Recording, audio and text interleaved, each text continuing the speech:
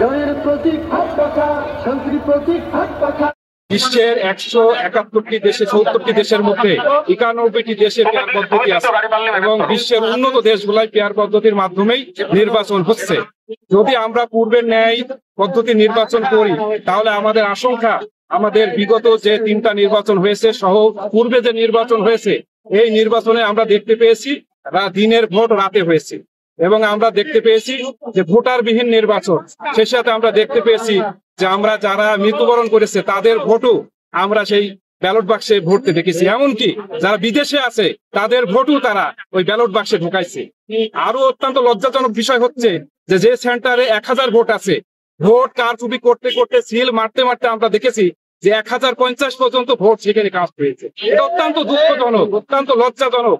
বাংলাদেশের মানুষ 5ই আগস্টে যে রক্তক্ষয়ী সংঘর্ষের মাধ্যমে হাজার হাজার মানুষ জীবন দেওয়ার মাধ্যমে যে আমরা নতুন করে স্বাধীনতা পেয়েছি, আমরা পূর্বের ন্যায় আর কোন নির্বাচন বাংলাদেশে দেখতে চাই না।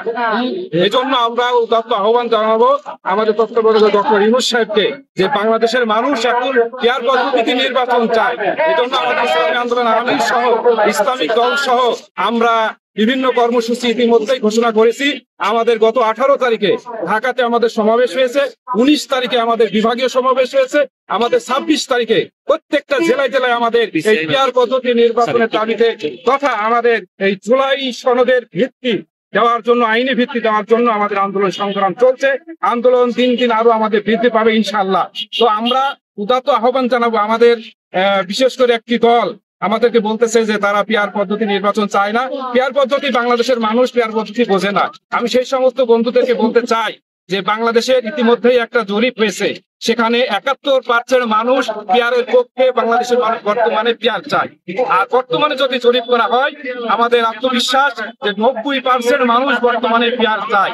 এই 90% মানুষের পেয়ারের এই দাবিকে উপেক্ষা করে একটি দলের দাবি নিয়ে পূর্বের ন্যায় আবারও নির্বাচন দিয়ে দিনের ভোট রাতে করা, ভোট কেন্দ্র দখল করা এবং কারচুপির মাধ্যমে তারা আবার ক্ষমতায় আসতে চায়। আমরা যারা এই 5ই আগস্টে জীবন দিয়েছি, ইসলামী আন্দোলন সহ যারা ছাত্ররা জীবন দিয়েছে, আমরা বাংলাদেশের এই 53-54 বছরে যে পদ্ধতিতে নির্বাচন হয়েছে এই পদ্ধতি আর কোন নির্বাচন দেখতে চাই না। আমরা আজকে আমাদের নির্বাচনী শোডাউন এবং জুলাই সনদ বাস্তবায়নে চূড়ান্ত ব্যবস্থা গ্রহণের দাবি এবং আগামী নির্বাচন পেয়ার পদ্ধতিতে নির্বাচন দেওয়ার দাবিতে আজকে আমরা শোডাউন কিছুক্ষণের মধ্যে আনুষ্ঠানিকভাবে চুয়াডাঙ্গার ঐতিহ্যবাহী টাউন ফুটবল মাঠ থেকে আমরা নির্বাচনী এলাকায় শুরু করি ইনশাল্লাহ। আমরা প্রায় সহস্রাধিক মোটরসাইকেল, 2000 মোটরসাইকেল এবং প্রায় 100 পিকআপ নিয়ে আমরা আজকের এই বৃহৎ শোডাউন চুয়াডাঙ্গার ইতিহাসে এক বিরাট ইতিহাস স্থাপন করতে যাচ্ছি। সর্ববৃহৎ শোডাউন আজকে আমরা করতে যাচ্ছি ইনশাল্লাহ। আমরা দেখছি বর্তমান বাংলাদেশের মানুষ 5 আগস্টের পর একটা পরিবর্তন চায়।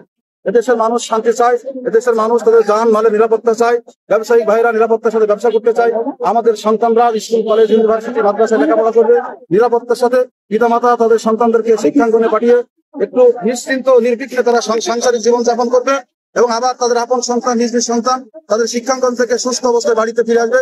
এরকম একটা সুস্থ সমৃদ্ধশালী নিরাপদ বাংলাদেশ বর্তমান বাংলাদেশ চাই। সেই আলোকে ইসলামী আন্দোলন বাংলাদেশের মহতারাম আমির পীর সাহেব শর্মায় সুদপথ একটা ফর্মুলা দেশবাসীর কাছে উপস্থাপন করেছেন। এদেশে যদি সত্যিকার অর্থে শান্তি প্রতিষ্ঠা করতে হয়, সকল শ্রেণী পেশার মানুষের হক ন্যায্য অধিকার প্রতিষ্ঠিত করতে হয় এবং সকল শ্রেণী পেশার মানুষের নিরাপত্তা নিশ্চিত করতে হয়, তাহলে পেয়ার পদ্ধতির কোনো বিকল্প নাই।